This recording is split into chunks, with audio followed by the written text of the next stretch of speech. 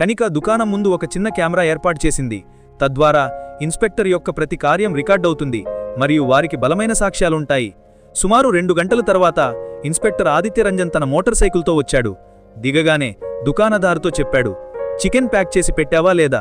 నిన్న చెప్పాను, సిద్ధం చెయ్యి. ఎక్కడ ఉంది నా చికెన్? త్వరగా ఇవ్వు, నా అతిథులు వచ్చేశారు. ఇంతలో అతని దృష్టి కనికా మెహ్రాపై పడింది. అతను తేలికపాటి వ్యంగ్యంతో నవ్వుతూ చెప్పాడు, అరే, ఈ అమ్మాయి ఈరోజు మళ్ళీ ఇక్కడ ఏం చేస్తుంది? దుకాణదారుతో నీవా? ఇంత చెప్పి అతను ఆగాడు.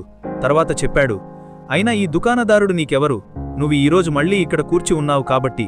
కనిక శాంత స్వరంలో సమాధానం చెప్పింది, దుకాణదారుడు నా అన్న. మరి వృధా మాటలు మాట్లాడకండి, మీ పని చెయ్యండి. ఇంతలో దుకాణదారు చికెన్ ప్యాక్ చేసి ఇన్స్పెక్టర్కు ఇచ్చాడు. ఇన్స్పెక్టర్ చికెన్ తీసుకొని మోటార్ సైకిల్ వైపు మొదలుపెట్టాడు. అప్పుడు దుకాణదారి చెప్పాడు, సార్, చికెన్ డబ్బు. ఇది వినగానే ఇన్స్పెక్టర్